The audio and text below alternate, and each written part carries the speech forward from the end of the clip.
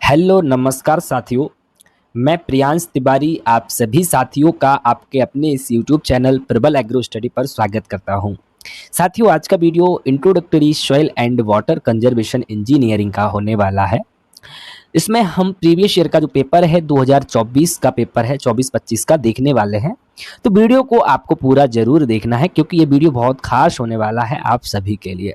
तो वीडियो को शुरू करते हैं साथियों बिना देरी किए हुए। तो उससे पहले आप सभी से एक छोटी सी रिक्वेस्ट ये है मेरी कि सभी लोग वीडियो को लाइक जरूर कर दें और जो लोग चैनल पर नए हैं या अभी तक सब्सक्राइब नहीं किए हैं तो सब्सक्राइब जरूर कर लेना, जिससे कि आपको एग्रीकल्चर से रिलेटेड वीडियो का टाइम टू टाइम अपडेट मिल सके। और जो बेल आइकन होता है घंटी को भी दबा देना, घंटी बोलते हैं बेल आइकन को, वो भी दबा देना आप लोग। पहला क्वेश्चन है, इंपॉर्टेंट प्रश्न है। The word erosion is derived from, शब्द है क्षरण। क्षरण का मतलब होता है टूटना या बिखरना, कुछ भी बोल सकते हैं। जैसे मिट्टी का क्षरण होता है, मिट्टी का इरोजन होता है, सॉइल इरोजन जिसको हम बोलते हैं। तो जो इरोजन वर्ड है वो किस भाषा से लिया गया है? पहले का सही उत्तर ऑप्शन ए हो जाएगा, लैटिन वर्ड से लिया गया है, लैटिन भाषा के शब्द से लिया गया है। ठीक है। और किस, अगर आपसे शब्द पूछे तो एरोडेयर से लिया गया है, एक शब्द होता है एरोडेयर, इससे लिया गया है, याद रखिएगा। नेक्स्ट क्वेश्चन है साथियों हमारा, नेक्स्ट क्वेश्चन तरफ बढ़ते हैं। The highly wind erosion affected state is, तो वायु अपरदन से अत्यधिक प्रभावित राज्य कौन सा है? तो कौन सा राज्य है? तो राजस्थान होगा, ऑप्शन सी सही होगा। देखिए, वायु अपरदन से मुख्यतः वही राज्य प्रभावित होते हैं मुख्यतया जो कि शुष्क क्षेत्र होते हैं। शुष्क क्षेत्र यानी कि वहां पर मिट्टी में नमी कम हो जाती है और मिट्टी के जो छोटे छोटे कण होते हैं वो हवा के साथ बहने लगते हैं या उड़ने लगते हैं। तो अब हम नेक्स्ट क्वेश्चन की तरफ बढ़ते हैं, ये समझ में आ गया है। राशनल सूत्र गणना करता है, तो जो राशनल लिखा है रैशनल सूत्र होता है, तो रैशनल सूत्र जो फॉर्मूला होता है वो कंप्यूट्स क्या गणना करता है? ऑप्शन सी सही हो जाएगा, peak run off rate, option C सही हो जाएगा। अगला है, कण पृथक्करण अधिक होता है, यानी कि the particle detachment is more in, तो किसमें अधिक होता है? ऑप्शन ए सही हो जाएगा, सैंडी सॉइल में, रेतीली मिट्टी में। अगला है, गली इन विच इरोजन कंटिन्यू इट्स कॉल्ड, तो जिस नाले में कटाव जारी रहता है उसे क्या कहते हैं? फिफ्थ का आंसर आपका ऑप्शन बी हो जाएगा, एक्टिव गली, सक्रिय नाला।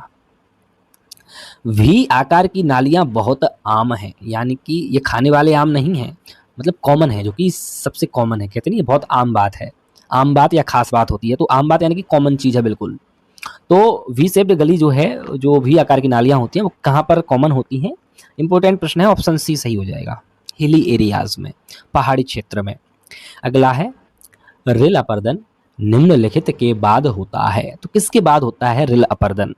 सेवेंथ का ऑप्शन सी हो जाएगा, सीट अपर्दन। ये बहुत इंपॉर्टेंट है, यहाँ से क्वेश्चन बनते हैं आपके, कि आपसे पूछता है कि मृदा अपर्दन का क्रम बताइए। आप लिख लीजिएगा, यहाँ से आपका एक नंबर लगभग पक्का हो सकता है कि सबसे पहले आपका मतलब क्रम लिखिएगा। जो सॉइल इरोजन है उसका सबसे पहले होता है स्प्लैश। अब हिंदी में मैं थोड़ा सा कंफ्यूज रहता हूँ किसको क्या बोलते हैं। स्प्लैश बोलते हैं, पहला स्प्लैश होता है, फिर स्प्लैश के बाद होता है आपका सीट इरोजन, और सीट के बाद होता है आपका इरोजन कौन सा? रिल होता है, रिल, ये सही क्रम है। फिर रिल के बाद होता है गली, गली इरोजन। गली इरोजन को हम बोलते हैं नाला इरोजन भी बोल सकते हैं, नाला वाला होता है। ठीक है। तो सबसे पहले स्प्लैश होता है कि जो मृदा के कण होते हैं डायरेक्ट जो मिट्टी उनसे संपर्क में आती है वो बिखर जाते हैं, उसको स्प्लैश बोलते हैं, समझ लीजिएगा। और सीट इरोजन क्या होता है कि जो है लेयर की लेयर उड़ जाती है। जैसे मान चलिए सॉइल के अंदर एक ये लेयर है, एक ये लेयर है, तो जो ऊपर की जो फर्टाइल लेयर है, जो बोल सकते हैं कि जिसमें उर्वरा शक्ति ज्यादा है, तो वो क्या होती है किसान को पता भी नहीं चलता है, वो उड़ जाती है। तो सीट इरोजन सबसे खतरनाक होता है। अगर आपसे पूछे सबसे खतरनाक या सबसे ज्यादा डेंजरस कौन सा इरोजन होता है, तो सीट इरोजन होता है, और इसको किसान की मौत भी कहा जाता है, इसको सीट इरोजन को। तो आपको पता चल गया कि क्या इसके जो सही क्रम क्या है, और मैंने थोड़ा थोड़ा एक्सप्लेन भी कर दिया जिससे कि आप क्वेश्चंस को एलिमिनेट कर सको, सॉल्व कर सको। तो एक याद रखिए, किसान की मौत कहा जाता है कौन से इरोजन को? किसान की मौत कहा जाता है, याद रखिएगा। तो वो कहा जाता है आपके सीट इरोजन को, जिसको हम परत इरोजन बोल सकते हैं, हिंदी में क्या परत इरोजन बोलते हैं, सीट इरोजन, सीट अपर्दन। यहाँ पर भी देखो हिंदी में भी सीट लिखा है। अब हिंदी में मैं आपको पढ़ा भी दूं परत, ठीक है, बता भी दूं परत, तो यहाँ तो वो यहाँ भी सीट इरोजन दे रहा है। तो भाई इंग्लिश पढ़ना जरूरी है इन टेक्निकल वर्ड की। अगला है, द गली development is accomplished under, under, तो भाई नाले का जो विकास है निम्नलिखित चरणों में पूरा किया जाता है। किन चरणों में होता है? 8 में का ऑप्शन ए सही हो जाएगा। क्या? ये 4 स्टेजेस में पूरा होता है। अगला है, नाले के विकास का तीसरा चरण निम्न में से संबंधित है। द स्टेज ऑफ थर्ड गली।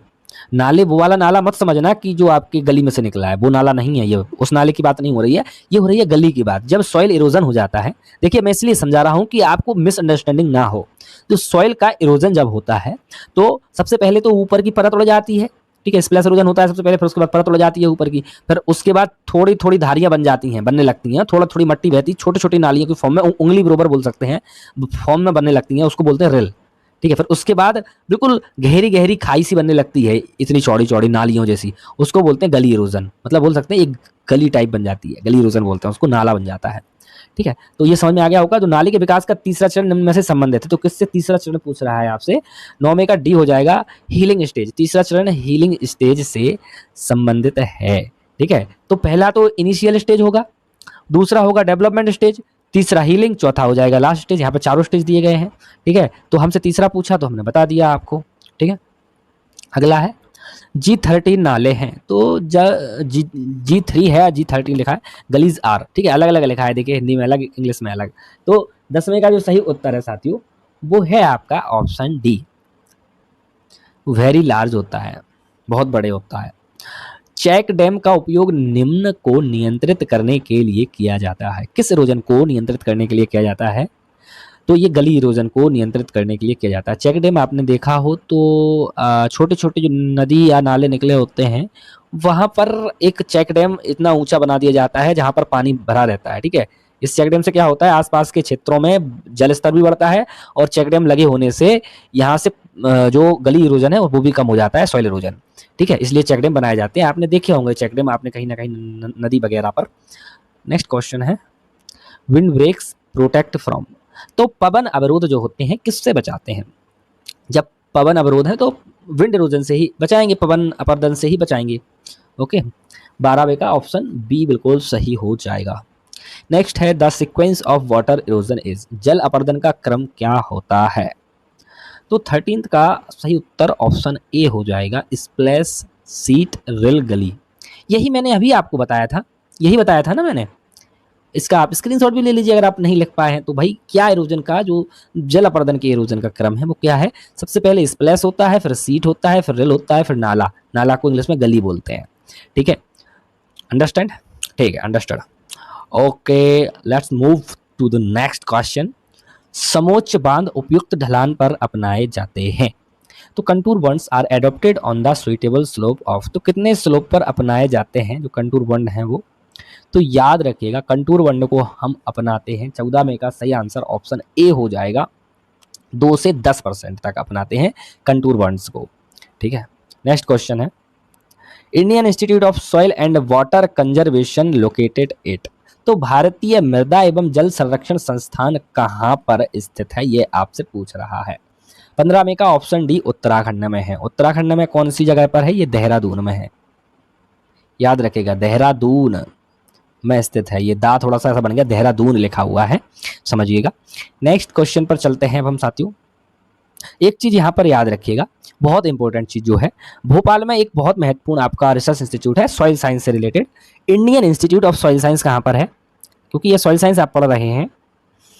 इंडियन इंस्टीट्यूट, मैं शॉर्ट में लिख रहा हूँ, Indian institute of soil science, ठीक है, ऐसा लिख दिया मैंने सॉइल साइंस को। तो कहाँ पर है? भोपाल मध्य प्रदेश में है, याद रखिएगा। नेक्स्ट क्वेश्चन की तरफ बढ़ते हैं, ये बहुत इंपॉर्टेंट था इसलिए मैंने बताया, आपको पूछा जा सकता है। नेक्स्ट क्वेश्चन है साथियों, the universal soil loss equation given by. तो USLE जो यूनिवर्सल सॉइल लॉस इक्वेशन है वो किसके द्वारा दी गई थी, बताइए। तो इसका सही आंसर साथियों आपका 16 में का ऑप्शन डी है, ये आपके बिस्मेयर एंड स्मिथ के द्वारा दी गई थी, ठीक है। नेक्स्ट क्वेश्चन है, mulch is used in the field for. तो खेत में मल्च का उपयोग किसके लिए किया जाता है? ये एक ऐसा क्वेश्चन है, ये मल्चिंग वाला, कि ये आपके एग्जाम में आना ही आना है, कुछ ना कुछ पूछ ही लेगा मल्च से रिलेटेड, क्योंकि सॉइल कंजर्वेशन की जो प्रैक्टिस होती है, जो हम उसके उपाय करते हैं, उसमें मल्च जो है बहुत इंपॉर्टेंट अपना जो है रोल अदा करता है।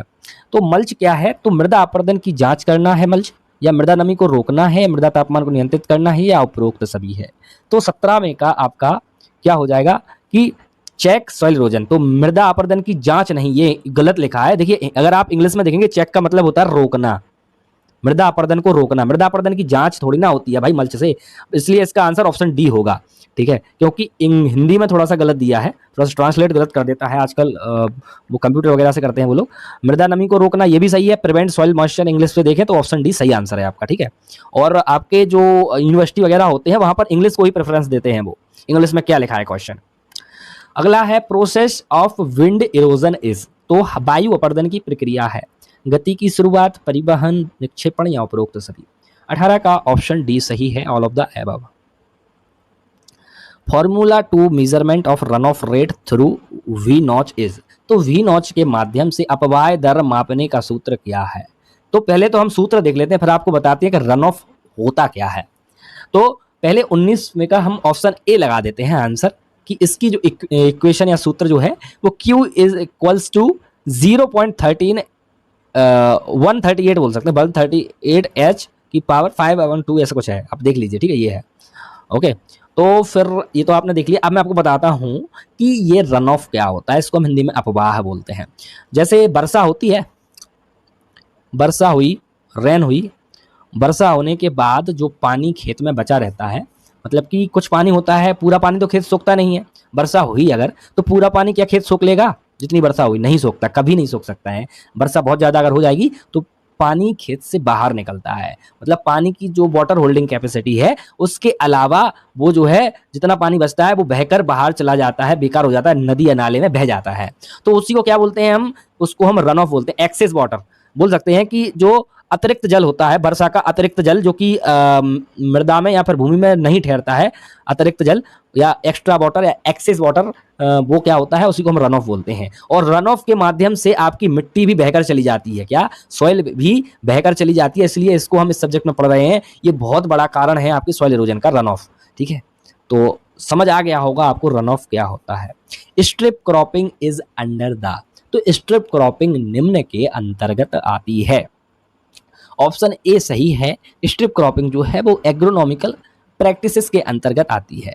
मैकेनिकल प्रैक्टिसेस के अंदर क्या क्या आती हैं? जो यांत्रिक विधियां हैं, इसमें हम देखिए यांत्रिक विधियों में आपका, जैसे हमने अभी मल्चिंग पढ़ा था, मल्चिंग भी आ जाएगा इसमें, कंटूरिंग आ जाएगा। ठीक है, देखो ये चीजें हैं, ये पूछेगा आपसे, कंटूर क्रॉपिंग आ जाएगा।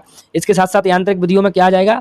इसके साथ साथ यांत्रिक विधियों में आ जाएगा बंच टेरेसिंग होता है एक। ठीक है, बंच टेरेसिंग होता है, याद रखिएगा, मैं बोल रहा हूँ आप लिख लीजिएगा, मैं हर एक शब्द स्क्रीन पर नहीं लिख सकता हूँ। ओके, नेक्स्ट क्वेश्चन पर चलते हैं साथियों।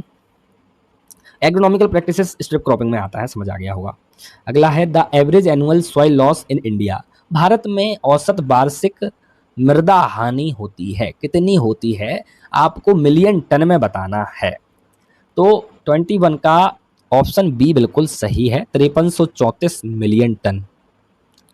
ठीक है, नेक्स्ट क्वेश्चन है मृदा अपरदन प्रतिरोधक फसल है, soil erosion resistant crop is, तो सॉइल इरोजन को कौन रोक मतलब कम करता है, रेसिस्टेंट कौन है? तो यहाँ पर एक ही दिख रही है हमें, जो चौड़ी पत्ती वाली फसल होती है वो सॉइल इरोजन को कम करती है। मतलब जो मूंगफली है वो कवर क्रॉप का काम करती है, क्या कवर क्रॉप का काम करती है। तो ये क्या है? ये सॉइल इरोजन को कम करती है, सॉइल इरोजन रेसिस्टेंट क्रॉप है। ठीक है, प्रतिरोधक फसल है। अगर आपसे पूछे, बहुत इंपॉर्टेंट ध्यान दीजिएगा, अगर आपसे पूछे कि सॉइल इरोजन परमिटेड क्रॉप, भाई कौन सी फसलें हैं जो कि सॉइल इरोजन को परमिट करती हैं, या मतलब बोल सकते हैं कि बढ़ावा देती हैं सॉइल इरोजन को, मृदा अपरदन को, तो मक्का हो गया, पिजन पी हो गया, तिल हो गया, इसके साथ साथ आपका बाजरा हो जाएगा। जितने भी आपके जो अनाज वाली फसलें सारी होती हैं ये मृदा अपरदन को बढ़ावा देती हैं। और जितने भी आपकी दलहनी फसलें होती हैं मोस्टली, केवल अरहर को छोड़ के, जो पिजन पी है, पिजन पी जो है वो नहीं, वो मतलब क्या नहीं, वो मृदा के कटाव को नहीं रोकता है, वो मृदा के कटाव को बढ़ावा देती है, कौन सी? अरहर। लेकिन पूरी दलहनी फसलें जितनी भी हैं, दलहनी तिलहनी फसलें मोस्टली वो चौड़े पत्ते वाली होती हैं और फसल को नहीं, भूमि को मृदा कटाव से रोकती हैं। ठीक है, नेक्स्ट क्वेश्चन पर बढ़ते हैं अब हम। Shifting cultivation is adopted in areas, तो स्थानांतरित खेती किन क्षेत्रों में की जाती है? किन में की जाती है? हिली एरियाज, प्लेन एरियाज, तराई एरा या कोस्टल एरिया? तो सही आंसर 23 का ऑप्शन बी हो जाएगा, ये पहाड़ी क्षेत्रों में की जाती है मोस्टली स्थानांतरित खेती, शिफ्टिंग कल्टीवेशन इसको हम बोलते हैं। मृदा संरक्षण के जनक कौन है? Father of soil conservation is, most important thing. तो 24 का आपका ऑप्शन सी हो जाएगा, बेनेट को बोलते हैं। कौन? बेनेट। ये एक साइंटिस्ट रहे होंगे किसी जमाने के। सार्वभौमिक मृदा हानि समीकरण में के का अर्थ क्या है? तो जो आपका जो यूनिवर्सल सॉइल लॉस इक्वेशन था उसमें के का मतलब क्या है? अब यूनिवर्सल जो सॉइल लॉस है उसमें क्या क्या है देखेंगे हम। तो जो यूनिवर्सल सॉइल लॉस इक्वेशन है उस वो होता है RKLSCP। A is equal to, A मतलब होता है water erosion, total water erosion के फैक्टर ये है RKLSCP। ठीक है, ये होता है। तो इसमें के का आपसे पूछा है कि के का मतलब क्या होता है। ठीक है, RKLSCP होता है, ये पूरी इक्वेशन होती है आपकी। तो इस इक्वेशन में के का मतलब क्या होता है? तो के का मतलब होता है आपका एरोडिबिलिटी, यानी कि ऑप्शन बी आपका बिल्कुल सही हो जाएगा। एरोडिबिलिटी यानी कि क्षरणीयता, मतलब मृदा के क्षरण होने में, मतलब उसमें कितनी क्षरणीयता है, मतलब वो उसकी क्षरण, मतलब बोल सकते हैं कि उसमें जो क्षरण की पावर कितनी है, मतलब क्षरण को सहन करने की पावर कितनी है, उसको बोलते हैं क्षरणीयता। मृदा क्षरण के प्रति कितनी रेसिस्टेंट है। अगला है, सस्य संबंधी उपाय किस ढलान के लिए उपयुक्त हैं? एग्रोनॉमिकली मेजर जो है, एग्रोनॉमिकली मेजर क्या होते हैं? जैसे आपने पढ़ा कि स्ट्रिप क्रॉपिंग जो होते हैं, जिसको कि हम फसल उगाकर करते हैं, कोई भी फिजिकल चीजें नहीं करते हैं, आप फसल उगाकर कंट्रोल कर सकते हैं। तो कम से कम लेस देन 2%, अप टू 2% बोल सकते हैं। 2% से कम कम जो होता है स्लोप होता है, ढलान होता है, 2% से कम, तो इतना सा स्लोप होता है, इतना सा। अगर एकदम इतना स्लोप दे दिया ऐसे करके, स्लोप यानी कि ढलान दे दिया, तो ये तो आपका यहाँ तो कंटूर करना पड़ेगा ना, समझे? तो यही होता है कि कम ढलान वाले, इतना छोटा मोटा ढलान थोड़ा बहुत होगा तो वहां पर हम कर सकते हैं एग्रोनॉमिकल मेजर्स को। नेक्स्ट क्वेश्चन है, किस भूमि ढलान पर सीढ़ियों का निर्माण किया जाता है? सीढ़ियों का निर्माण किस ढलान भूमि पर करते हैं? 27 का ऑप्शन डी सही है, 10% से ज्यादा पर करते हैं। अगला है, the most suitable shape of grassed waterway is, घास वाले जलमार्गों का सबसे उपयुक्त आकार है, तो क्या है? 28 का ऑप्शन डी सही हो जाएगा, पैराबोलिक। नेक्स्ट क्वेश्चन है, 29वां क्वेश्चन देखते हैं, in grassed waterway the used lining material is, तो घास वाले जल मार्गों में प्रयुक्त अस्तर सामग्री क्या होती है? 29 का ऑप्शन डी सही हो जाएगा, ग्रासेस। तो घास वाले मार्ग हैं तो घास का ही इस्तेमाल करेंगे। The seed flow harvesting is the part of, seed flow harvesting किसका हिस्सा है? 30 का ऑप्शन ए बिल्कुल सही हो जाएगा, रन ऑफ हार्वेस्टिंग या अपवाह हार्वेस्टिंग। नेक्स्ट है 31, if the land slope is increased 4 times then the velocity of water will be, यदि भूमि की ढलान 4 गुना बढ़ा दी जाए तो पानी का वेग होगा, तो कितना होगा? तो भाई इसका सही आंसर ऑप्शन बी हो जाएगा, दुगना हो जाएगा। अगर भूमि की ढलान 4 गुना कर दी जाए तो दुगना हो जाएगा। ठीक है, कितना? दुगना हो जाएगा water velocity, velocity of water.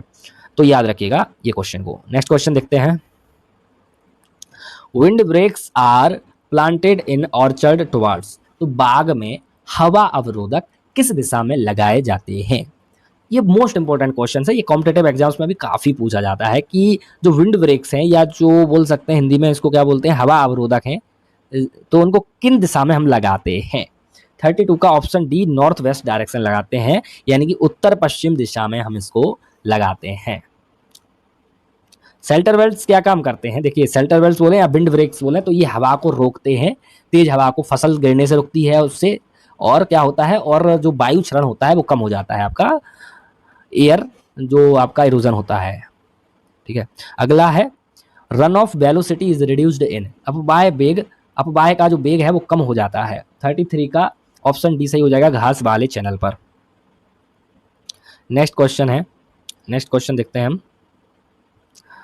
Advanced stage of water erosion, जल कटाव का उन्नत चरण क्या है? तो हम ये चीज तो पढ़ चुके हैं, क्योंकि हमने देख लिया है कि सबसे पहले स्प्लैश होता है, स्प्लैश के बाद आपका क्या होता है, स्प्लैश के बाद होता है आपका सीट इरोजन। ठीक है, सीट इरोजन, एसटी लिख देते हैं सीट को। फिर होता है आपका रेल इरोजन, ये मैं बार बार इसलिए बता रहा हूँ क्योंकि ये आपके एग्जाम में आना है। ठीक है, रेल इरोजन, इसके बाद होता है गली इरोजन, G4 गली इरोजन। ओके, तो सबसे ज्यादा, सबसे बाद में कौन आया, सबसे ज्यादा मतलब खतरनाक भी वही है, एडवांस स्टेज है, तो गली आया। ठीक है, 34 का आपका ऑप्शन बी हो जाएगा सही, गली इरोजन।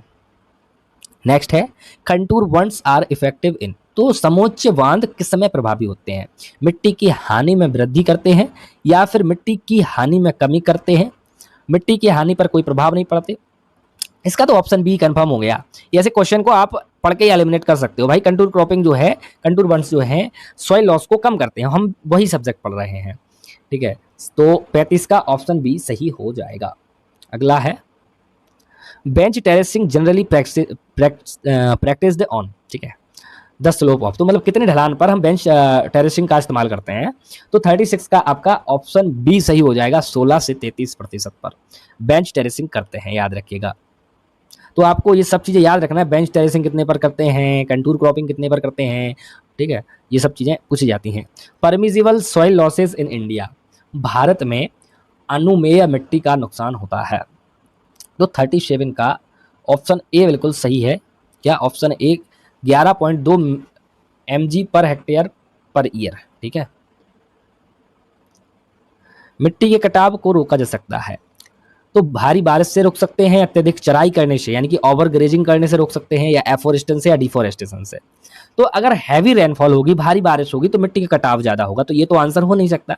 अत्यधिक चराई भी नहीं हो सकता, क्योंकि अत्यधिक चराई से तो सॉइल इरोजन होता है। अत्यधिक चराई मतलब जो भेड़ बकरियां होती हैं या फिर बोल सकते हैं भैंस गाय होती हैं, उनको चराना, उनकी ग्रेजिंग करना, over grazing to the field is very dangerous to soil, ठीक है।